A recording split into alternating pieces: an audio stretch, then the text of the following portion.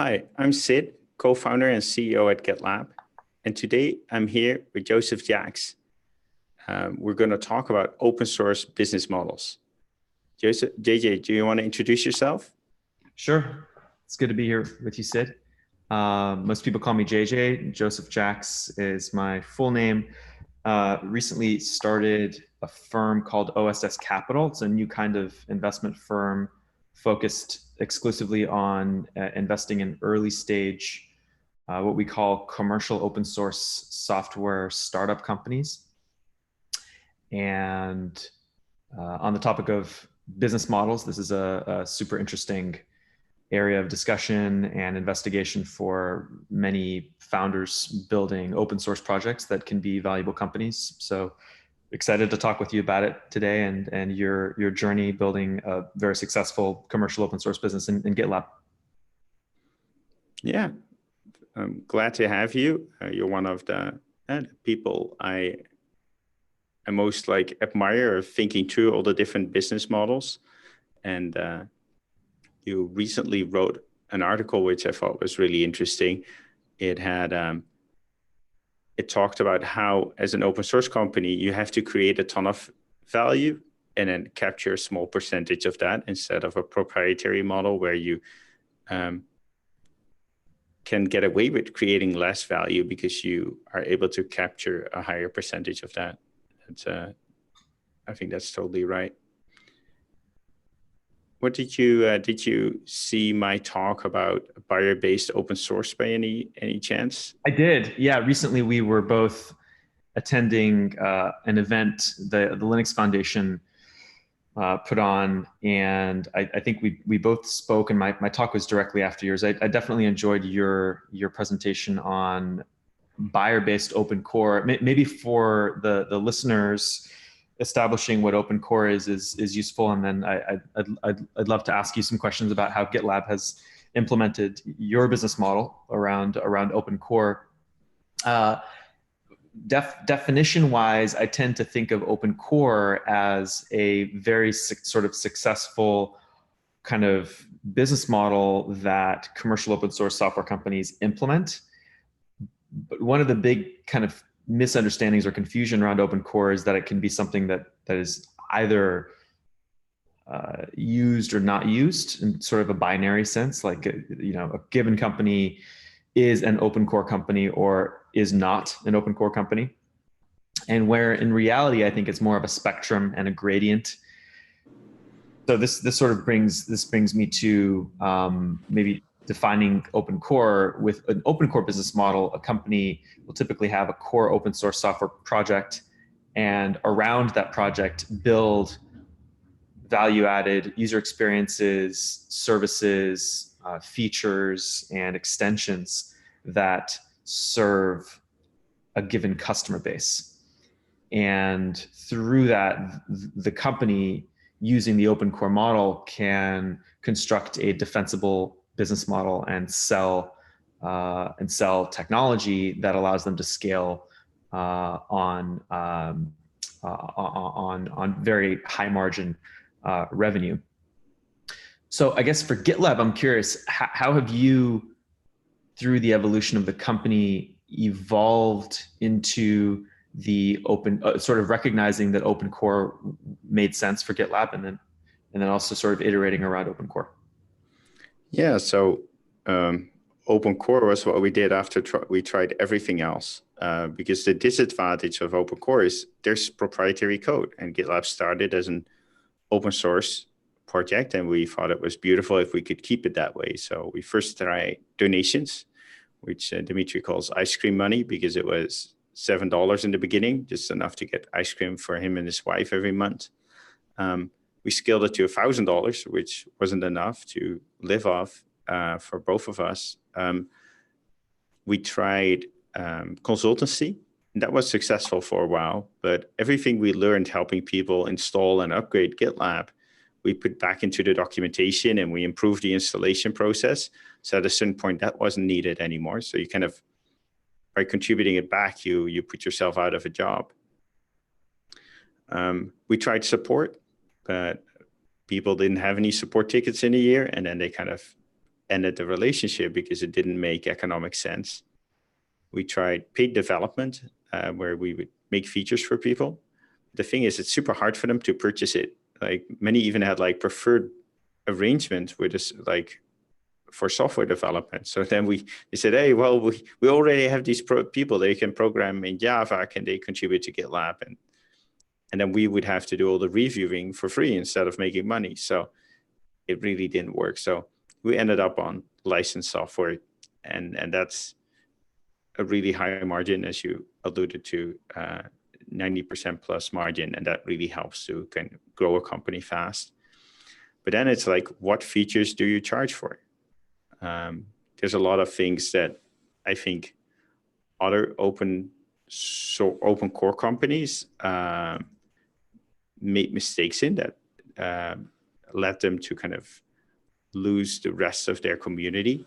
So I looked at that history, and I wrote down promises. Right now we have 9 promises. We won't remove features from the open source code base.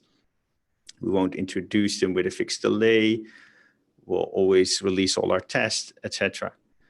But then it's still like, what features do you charge for? So first we thought like, oh, let's charge for, if companies are super big, let's charge for those features. Then we had companies that were small and said, I want the same features as that big company.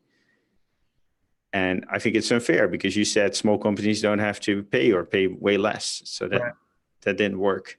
And we tried a couple of other things, but we ended up in this model where you pay according, the features that are paid are according to who's the most likely person to want that feature.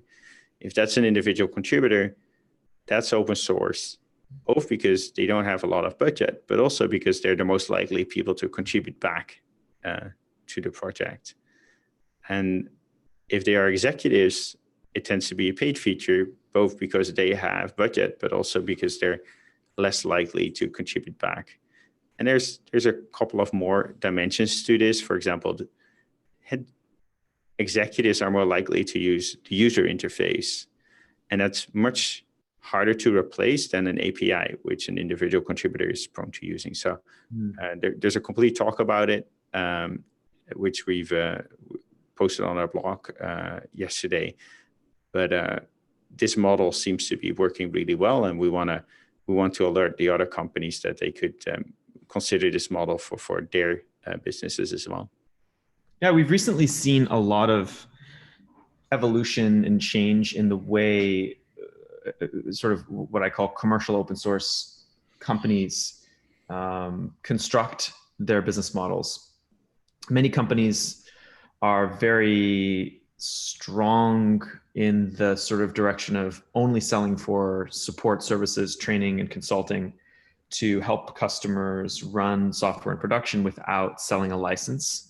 So this is sort of similar to Red Hat's business model, where you have sort of an insurance policy and a support SLA, but a sort of promise to never hold any software back or sell any proprietary bits to a customer. So I guess at the extreme, you could sort of say that there are commercial open source software companies that have no proprietary software, and then commercial open source software companies that do have proprietary software, either a lot of it or a little bit, but they're still fundamentally building on a core open source software project.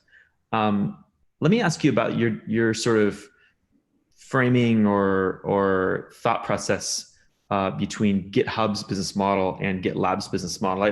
I recently listened to your interview with Jeff Meyerson on Software Engineering Daily, and you described GitHub as a place where developers collaborate in the open to build open source software on a platform that is mostly proprietary, which GitHub is mostly proprietary software built on an open source project, Git.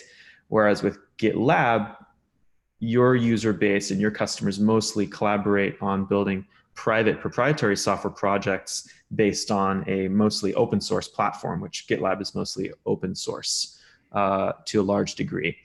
How do you think through the sort of evolution of business models, having gone through the sort of iteration to get you to where you are today, in the midst of lots of recent industry in industry kind of conversation around the sort of defensibility factor and the changes in the business models for commercial open source companies. Yeah, so it's that you articulated the difference between GitLab and GitHub. It's also historically we came from another strength. GitHub historically was very strong in software as a service, which lends itself very well to the open source model. And we are historically strong in self-managed, which lends itself to a proprietary model where most large companies run their own DevOps software. Now, I think by now we both are strong, like our SaaS offering is strong and GitHub's self-managed offering is strong, but we kind of went different paths. GitHub is all about open source projects and those collaborating. We're much more about developer productivity in the setting of an organization. And GitLab allows for things like inner sourcing and all these other things, but we're also seeing that a lot of our customers struggle with like the great number of tools and compliance requirements that they have that some open source projects don't have. I think that it's hard to emulate Red Hat's model. Red Hat had a very, very low value capture because they open sourced everything. And I think in order to make that model work, you have to kind of own a very big part of the open source software landscape. Like a lot, Red Hat wasn't just Linux. It was all these other projects and middleware and all these other offerings. And that's the only way they could sustain such a low value capture. I have a question, just pausing you there really quickly. This is an interesting thought that you made me consider. Would you say that value capture is a function of, so sort of your propensity to control value capture is a function of how much proprietary software is integrated with an open source base, or sort of the level of mixture between proprietary and open, or is it something else? Yeah, I think there's a big correlation between percentage value, or the part that you capture value, and the part that is proprietary. And although Red Hat open sourced everything they did, they, for example, did that in source dumps. So they did not allow you to see like their Git commits.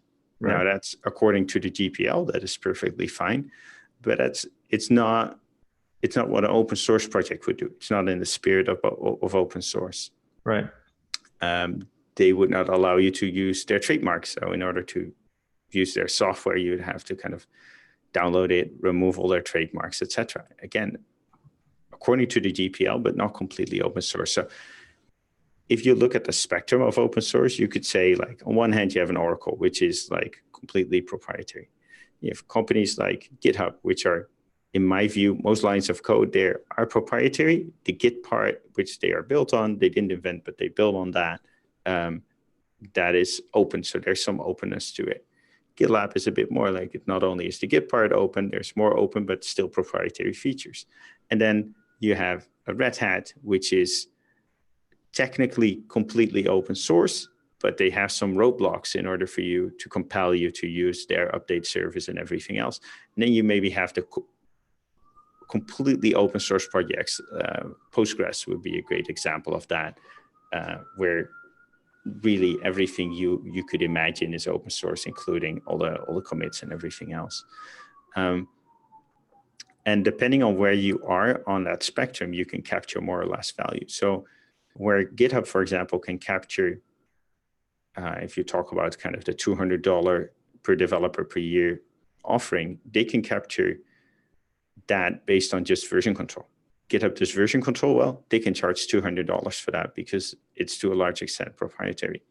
For us, we capture less, so we have to do more. So we don't just deliver that, we also deliver CI, and we're now delivering everything from planning to monitoring to all these other things. So we have to kind of deliver more value in order to end up with the same amount of money in the bank account. Right. So, and the pretty extreme model that Red Hat had, where like at least they make everything open source, it's been very hard to sustain. And I think that the example that comes to mind for me is Hortonworks. So you had Cloudera, who had a open core offering for Hadoop, and then Hortonworks came and say, we're going to have the Red Hat model here. We're going to, all the code is going to be open, and we're just going to charge for the distribution. But if you look at like the financials of them, that didn't work out. The Hadoop market was not big enough to sustain that company with a very low rig, and they were forced to kind of merge the two companies together. And I assume now that the proprietary mix is kind of a mix between the two companies. So yeah, I think the two are highly correlated. Interesting. I recently published a new post this morning, actually, which leads me to my next question for you, but it kind of looks at the evolution of three movements. And I think historically, most people have a hard time appreciating the origin and motivations behind movements today that we take for granted. But free software is the term that was used for 15 plus years before open source to describe software that anyone can see, modify, run, and distribute without restriction. Richard Stallman created this movement in 1983, and until 1998, 15 years later, the relationship to proprietary software between free software was extremely antagonistic and negative. With open source, there was sort of a decoupling of the negative perception toward proprietary software and free software, and a rebranding and a sort of marketing effort to take the essence of free software in terms of the utility and the pragmatic and sort of practical benefits of developing software in the open collaboratively with a higher quality output, and more eyes on software causes less bugs and remediation of bugs more quickly and so on, in order to attract sort of businesses and platforms to the open source sort of movement.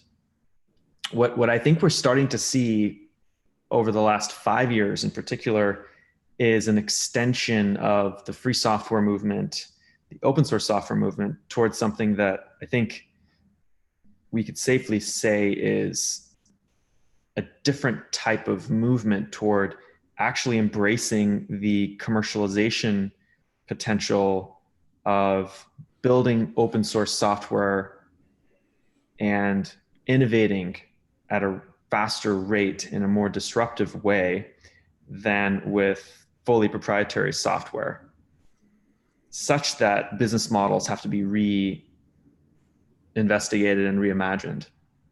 And so open core, while it's not necessarily a new business model, companies like GitLab and many others have implemented varying degrees of open core implementations. And I've just found this really interesting to study, and I have tons of questions for you on it. But what I guess I'm curious about next for you is, do you expect the kind of social contract and expectations that you've set with the GitLab community, users, partners, customers, to stay within the definition of open core in terms of a thin crust around the core or a thick crust around the core, or do you see more potential business model innovation here beyond something that might resemble something very different from open core? Yeah, so I think the social contract, and we try to codify that a bit in our stewardship promises, and we've never removed one of the promises so far, and we try to live by them. there's also like how much of what you make ends up in the open source, and how much ends up as proprietary.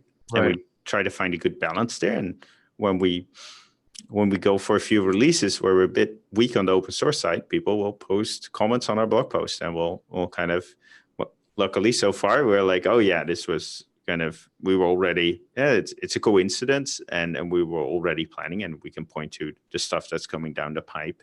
But the wider community keeps us honest. I think the licensing and the promises, it's kind of, it's become more complex, and it's become a spectrum. So you can go from kind of, I call it Libre, the free software movement, to open source, to open core, to these new licenses that are now made by Redis and Mongo and Confluent, the so-called non-compete licenses, which say it's kind of open source, except if you're a hypercloud, then you have to pay us. Right. And then you have kind of the freemium business model, where you make it very easy to get trials, and you can use it for free for a long time, but it's commercially, it is there. And then you have like the completely proprietary Oracle-like model. So it's much more a spectrum. And I think one interesting development is that the Libre licensing, the free software movement, made the licenses a bit viral. Like you had to contribute back if you would distribute it, or you had to open source the code. But open source has become so successful that although not everyone is contributing back, it's become clearer and clearer. It's in your interest to do so, because otherwise the software will live on, and you have to keep merging your own patches. So people are wising up, and those big restrictions, or those things you try to enforce through copyright, it's now kind of sunk in the collective mindset, and we're not there yet. We're not there yet by a long stretch. And lots of car manufacturers don't contribute back to Linux, so please start doing that, everyone. But it's undeniable that even if the licenses don't force it, people are wising up to contributing back. And then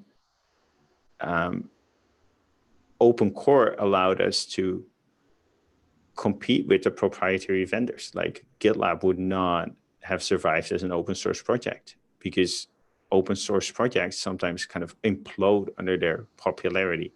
And that's getting better, like Kubernetes, Linux, Postgres. There's great examples of projects that did well. But if GitLab wouldn't have a business model, not a corporate steward, we would not be able to compete at this point in this market with Microsoft and Atlassian. That brings me to another actually really interesting point of the thought of permissioned and permissionless innovation.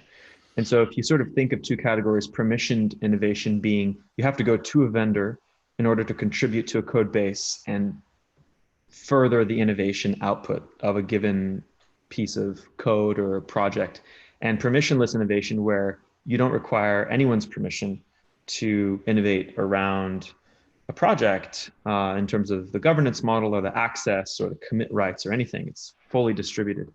On maybe the permission side, you could categorize companies like, perhaps Neo4j, GitLab, HashiCorp, companies that are the stewards of the projects that they build platforms and businesses on, and maybe permissionless open source that lives in a foundation, where Kubernetes lives in the CNCF, Hadoop lives within the Apache Software Foundation, Git lives within, I believe, the Software Freedom Conservatory. Different projects live within different foundations. It seems to me that there are commercialization trade-offs between projects at the sort of foundation level and projects that are stewarded and essentially, as you say, sponsored by a company. How do you think through the trade-offs of a project in a foundation versus projects that are stewarded and controlled and supported and kind of governed by a single company, and the sort of implications on the business model side there?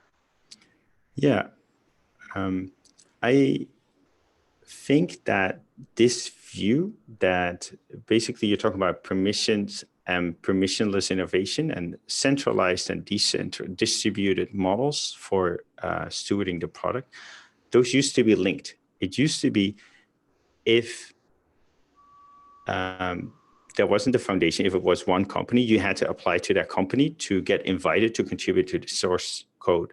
And I think Git, of all the things, Git enthusiasts, you won't be surprised. Git turned that model on its head. You no longer needed permission to contribute to a project. You could fork it and say, hey, can you merge this back? And a good example of that is what happened with Open Distro. So there's a Elasticsearch. There's a company behind Elasticsearch, a Dutch company, I might add, pride there. And Amazon just released Open Distro, a way they are trying to fork and commoditize, they're forking and commoditizing Elasticsearch. They didn't need permission from Elastic to do that. They could just build on that code base. So I think Git made all the innovation on like things with a free license, permissionless. There's still a big difference between centralized and distributed governance models. And I think if a technology is central enough and popular enough, where many people want to contribute back to it, it makes sense that it ends up in a foundation. So what you see very successfully in foundations, it's like Linux, the operating system on the world, Kubernetes, the data center operating system. Big enough interest where so many people, it's essential to so many people want to contribute to it, that it ends up like that.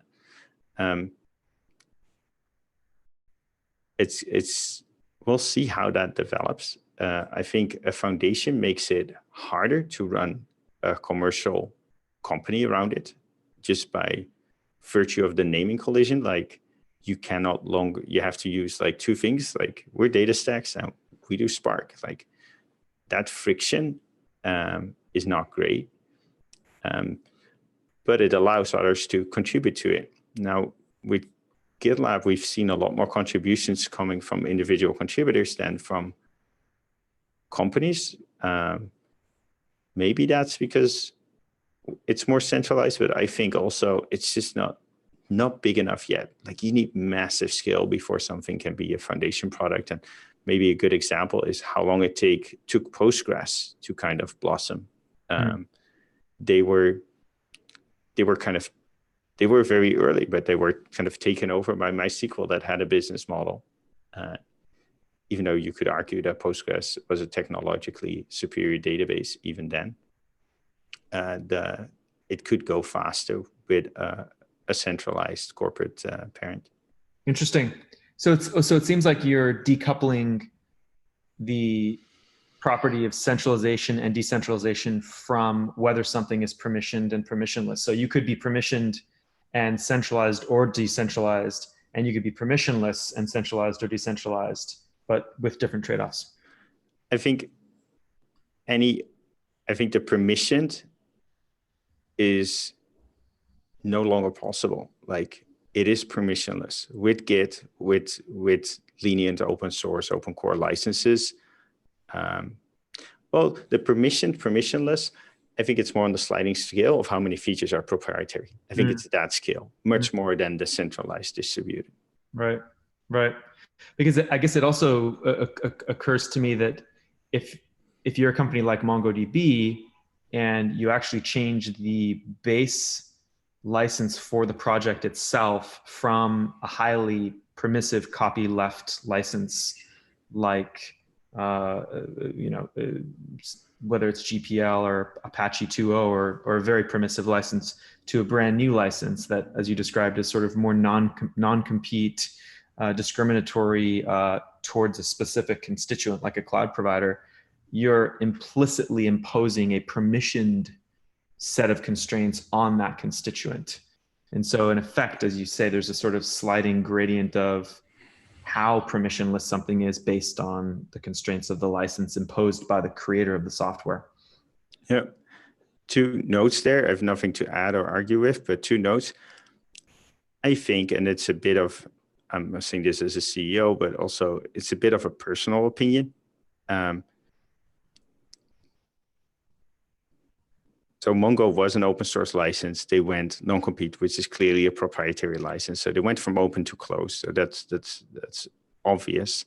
But I wouldn't call the license that they were under the most permissionless license that is available. In fact, like they might have licensed it. I cannot look at their reasoning, but they might have licensed it under AGPL because they knew that license would not be acceptable to a lot of companies using it. So that they could then sell them a license, the same software under a different license. Right. So I do think, although it's a trade-off, but the most permissionless license is the MIT license, where you can take it and you don't even have to contribute back. Now that might cause problems in itself, and I understand the motivations of the free software movement, but I thought that was interesting to see. Also want to add that I think, for example, Debian was very aware of this problem even before all these non-compete licenses happened. So when Debian said, we're going to switch to GitLab, they said, well, can you change your contributor license agreement to a DCO, a developer certificate of origin, where the developer will not assign copyright to you. So for GitLab, it's now very hard to change the copyright of the open source part of GitLab, because there's contributions in there from people which we would have to go back to or replace their code in order to change it. And I think that was a very forward-looking thing for them. That's interesting. I guess shifting to the license conversation, since we're talking about this now, how do you view the relationship between a decision made in licensing the core open source project and the implementation of an open core business model? So for example, whether you're thin open core or thick open core, how do you choose which base license to use, which copyleft or permissive license to choose? Because we're seeing lots of change and innovation at that layer. Obviously there's MIT, like you mentioned, there's Apache 2.0, AGPL, GPL, BSD, MPL. How did you go about that sort of decision process for GitLab? Dimitri decided even before I knew the project existed, and he did something what I recommend. You look at the broader ecosystem. So GitLab was made in Ruby on Rails. So he took the license of Rails, which is MIT. I think the license of Ruby itself is also MIT, hence why Ruby on Rails is MIT. So I think look at your ecosystem, look at what the license there is, and do that. And I think there's a clear shift from the copyleft licenses to the shorter, the shorter licenses that have less virality. And I think I personally see that as a good development. But you could argue that we're also seeing that people are now moving from open source to open core to non-compete, that it would have been great to have these more stronger licenses, these copyleft licenses that force you to contribute back. So we'll see how that plays out. It might be that Mr. Stallman, that he was very right, and we're just going to find out just how right he was in the next couple of years. Right. Yeah, I mean, I think to his credit, most of the core fundamental ideas behind the four freedoms, as he kind of called them and continues to evangelize, the freedom to see, modify, use, and distribute without restriction, carried forward in the open source movement.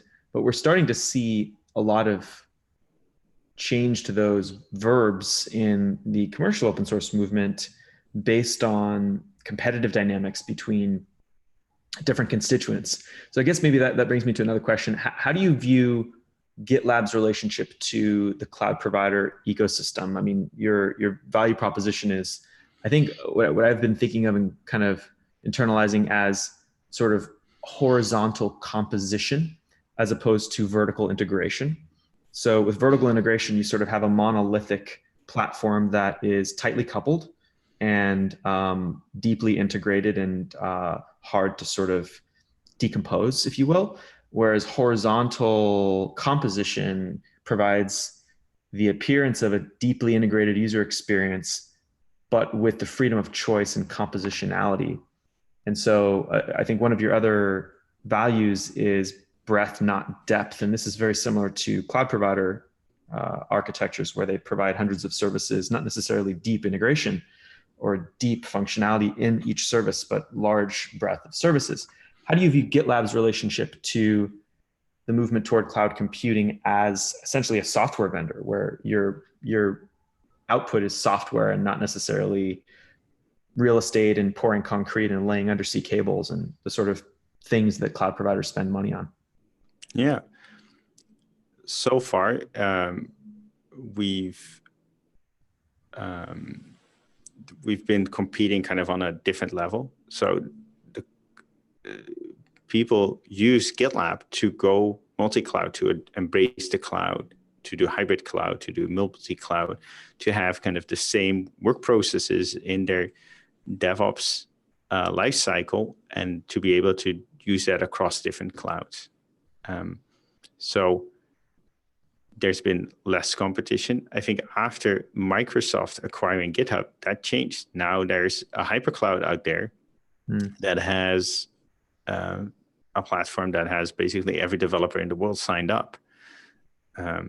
Maybe not using it for their day job. Luckily, people are using GitLab for their day job, but that changes the dynamics. Amazon also has an offering called CodeStar, not very popular yet, but it might change.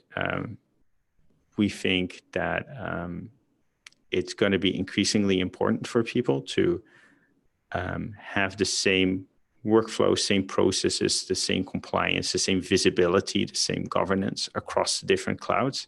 So we think there's room here for a player that's independent of the hyperclouds. We think there's room for a player that not just has an open source license, but has a community. Every month, more than 100 contributions come from the wider community into GitLab. So we look forward to that. But it's obvious that the clouds are kind of coming up to this DevOps pipeline. It's an interesting market for them. So we should see we're seeing, and we will see more competition going forward on the short term, especially from Microsoft, who is incentivizing people to standardize on their tool set and with that get more people on Azure. Very cool. I guess on the business model side, maybe one question I've thought about recently, GitLab is sort of viewed as predominantly a single project and product company, where you have GitLab for the sort of integrated DevOps tool chain. You've recently started investing in a project called Meltano, which is focusing on solving a similar set of problems, but for data infrastructure. How do you view GitLab's business model evolution in the context of going from sort of a single project or product company to becoming potentially a multi-product or multi-project company? Yeah, I don't think it changes that much. It's like going from 1 to 2 products. It's just that they're in completely different phases of their life. Like Meltano is still early. We've said in the README, look, this is going to become an open core project at some point, but right now it's still all open source. You first have to get popular. You first need to like take off, and only then it makes sense to start adding proprietary features. So that's what we're focused on with Meltano right now. It's now where GitLab was in 2012. Awesome. I want to go back to something that you were talking about around promises to your community and end users. This is something I've thought a lot about. I think it's important to have lots of transparency and sort of alignment across all of your constituents and kind of community members. How have you seen the importance of transparency and promises and expectation setting to the integrity of your buyer-based open core model? How important has that been for you? It's been essential. So the transparency, it's in our top 3 values. And And we started with that because we didn't want to alienate the wider community when we started a company around this. And it's served us really well, because if you are transparent, then you can make quicker adjustments. You have a shorter feedback loop. For example, if you have a major change to your business model and you present your community with that as a fact, like we're doing this, right? Then it's, if you made a bit of a mistake, and there's always going to be some things that are a bit of a mistake that are not great, and that is much harder to resolve in a good way than if you first say, hey, this is our plan. Can you give feedback on it? For example, we're going to merge the two code bases of GitLab, the open source one and the proprietary one. It's going to be super obvious where the proprietary code is. It's all in one subdirectory. It will still work without the proprietary code. But there's a very long list of reasons why this will greatly increase it, makes everyone's lives better, ours, but also that of contributors. And so we wrote a blog post about it, about all the problems we were encountering, etc. And we kind of braced a bit, because it might be very controversial. Like if people think like we're trying to change the deal with the community, they become very upset. And it was amazing watching that post and get the responses, because all the ones I saw, like there were about 7 responses. They were all positive, all understanding. They read the article, they saw the problems, they looked at how we tried to resolve this in other ways and how this was the thing and how we made sure that all the promises were kept and the rights of the people using the open source were protected. So I think by being transparent about our planning up front, what could have turned into a big flame war was a really positive experience for both the people at the company working really hard on this project, but also the wider community feeling like we take their interests seriously. And if we would have made a mistake, this was a proposal. They could have just said, okay, you're making a mistake here and there. And we could have fixed it before people were upset and we lost trust.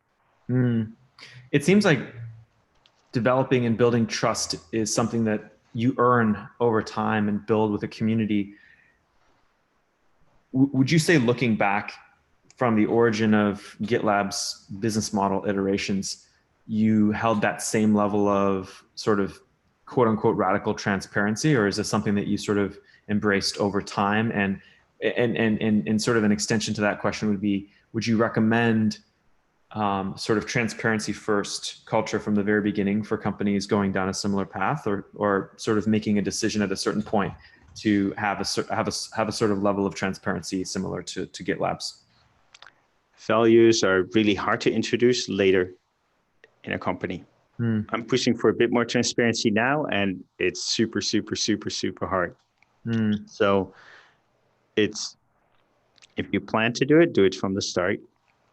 And it feels very counterintuitive to be open. For example, if you Google GitLab handbook CEO pricing, you'll find a page with all my thoughts around pricing. Wow. I wrote it partially because internally people talked a lot about pricing. That's the only task I have as a CEO, and I want to be super efficient. Right. But it feels weird saying like, hey, this way we can earn more money. But guess what? Everyone understands that your company, you want to make money. Right. That's not a secret to people. Every time you kind of dance around that, then it's not very genuine. Right. And I think people respect it if you say, look, we're doing this to make more money. But they just want to make sure that you thought about how to take care of their interests and how to make sure you're being good steward and all those other considerations. But it's not that people don't want you to make money. They see that that's needed to have a viable project and to make a lot of progress and to be a great alternative in the marketplace. So sometimes you see an email like, in order to guarantee a better user experience, we raised our prices. Like, no, you didn't. You raised prices to make more money. Then at least tell me what you're going to spend the money on. Like, you're going to make more money. Okay. Are you going to hire more developers? Are we going to see more progress? Like, tell that story. Tell what's really going on. Right. And that served us well every time. And it's a bit of an adoption, a process sometimes for people joining from the outside. Like, can we say that? Yeah, not only can we say that, we have to say it.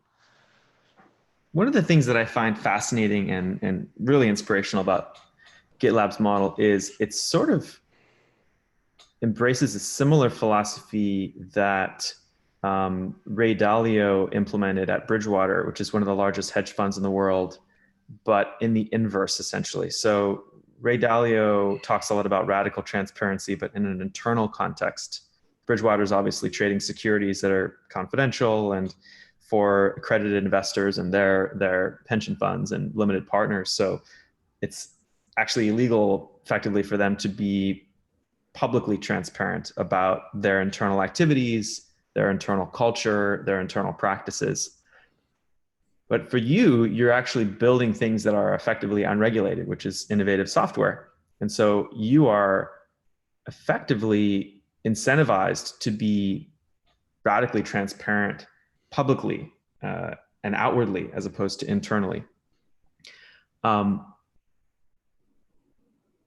One question I have for you, which is related to some sort of subtle remark you made, is what areas of GitLab would you like to be extremely transparent about that you have a hard time being transparent about right now? Thanks for that question. Yeah, Bridgewater is more transparent than us, except that it's limited to inside the company. Right. So with us, it's way more visible. So things I struggle with, or the company struggles with, handbook first. For example, we have a lot of presentations where it's like, oh, this is the change we're going to do, or they send an email with the change. No, first the handbook and then just link to that change. Or in your presentation, just take a screenshot of the updated handbook page. There's some areas where it's naturally harder to be as transparent. Security comes to mind. We got a great security team trying to make sure that all our infrastructure, all our software is secure. They almost kind of defaulted to making issues closed. Well, we're public by default. So Kathy helped to make a better write-up of, okay, when should we close an issue? Well, if it's an unpatched vulnerability, we probably should make it. But if it's something we want to do to improve our security posture, probably we can be public about that. So it's a daily struggle. It's unintuitive to be so transparent, and people join the company because they like it. People see that it works, but it requires effort at any layer of the company to actually do it.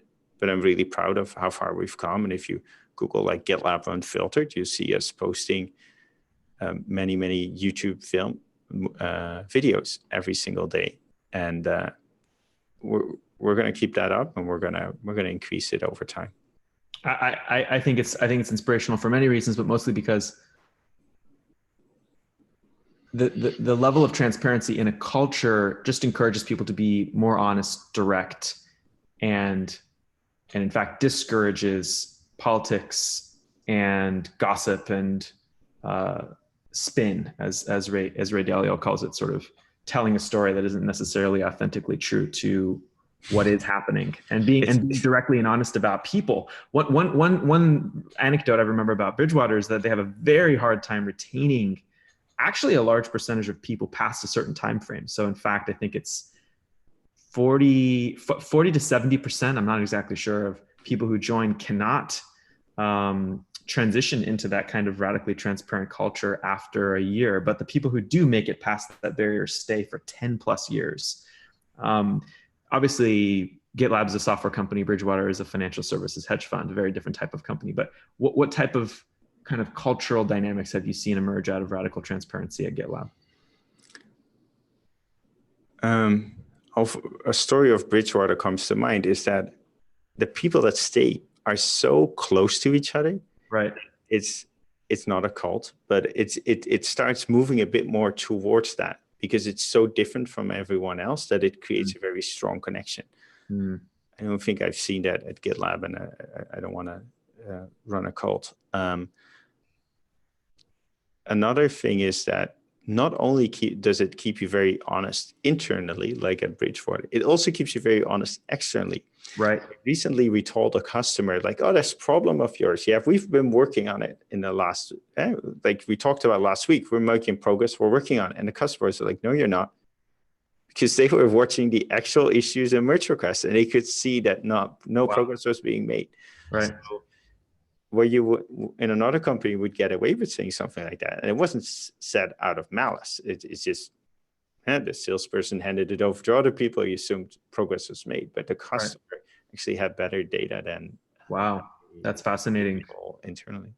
That's fascinating. Yeah, I think the implications of it's a pretty new approach to company building, culture building, and innovation, really, because I think historically in basically all companies, we've had this very hierarchical sort of democratic voting process to get things done. And I think I keep going back to Bridgewater, but it's really one large company that has really implemented this for going on decades. Part of the reason and the motivation for radical transparency there was to construct a culture of, I think, what's called an idea meritocracy, where anyone is sort of capable and enabled to present an idea that is viewed on its own merits objectively. And I think with a radically transparent culture, you sort of enable that. Have you also seen that at GitLab, where really anyone is kind of encouraged and enabled to present an idea or a strategy or a proposal, and it really does kind of get considered on its merits? For sure. I want to highlight something you said, because you kind of contrasted as a post-hierarchy thing, like where this transcends hierarchy. Right. I think it's really important to distinguish two phases of the decision-making phase. Every decision, you first gather data and then you take a decision. And many people who talk about like consensus versus hierarchical companies conflate the two. And in a hierarchical organization, the problems are that people don't have enough data to make good decisions, because everything, all the information travels along the hierarchy. Right. In a consensus organization, the problem is not enough decisions get made because it's slow to make decisions. Right. You have to convince a lot of people. So what you see in consensus organizations is that stuff starts happening below the radar, because that's the only way. The only way to get to a decision is to not involve too many people. Because if you involve too many people, but almost by default, you're going to have different opinions. Right. At GitLab, we try to combine the best of both worlds. So in the data gathering phase, we're like a consensus organization. Everything is open. Everyone can contribute. Everyone can give their opinion. In the decision-making phase, we're a very, I'm not going to say extreme, but we're a very hierarchical company. There's a DRI, a directly responsible individual, the person who has to do the actual work. That person will make the decision. Nobody else. And they don't have to convince other people. So there's no need to keep your thing under the radar, because it's not going to be extra work. You're just going to get more input, but you don't have to go back and convince those people. And I think that's a very, very important distinction to make between the two phases of decision making and how transparency affects that. So sort of data validation, consensus building around proof points and empirical inputs into a decision, consensus-based, but decision-making hierarchical to the DRI, the directly responsible individual. We're going way past the business model conversation at this point, but I'm curious about the DRI. Is it restricted to the team boundary, or are DRIs executives, or where are DRIs placed within GitLab? Yeah, so in the data gathering phase, there's also no consensus needed. It's the best part of consensus organizations, because consensus organizations used to open up decisions because they want everyone to be aligned. But there's no consensus needed on the data. The DRI can just see what data they like, and they can even ignore the data and just do whatever they want. Right. However, they're going to do the work. They're accountable for the results. So if they pick the wrong thing, that's going to show. But I'd rather have someone make a less optimal decision that they really believe in, because if they're going to do the work. And we're trying really hard to not override people. And it's a process. We're not quite there. But I've certainly improved over the past year, where I'm not taking the decision for people. It's like, you do the work, you take the decision. and of course you coach people, you give a viewpoint, but very important that they own the decision, and because they're going to be accountable for the result. So there's nothing more horrible that someone else takes a decision for you and then later tells you the result was kind of messy. You're like, yes, told you so. So I think that's a great thing, and maybe a good note to end on for this. Yeah, that was awesome. Just the radical transparency and business model topics are pretty huge. So we could probably talk for hours about it. But thanks for having me. This was a lot of fun. Thanks for being here. Thank you.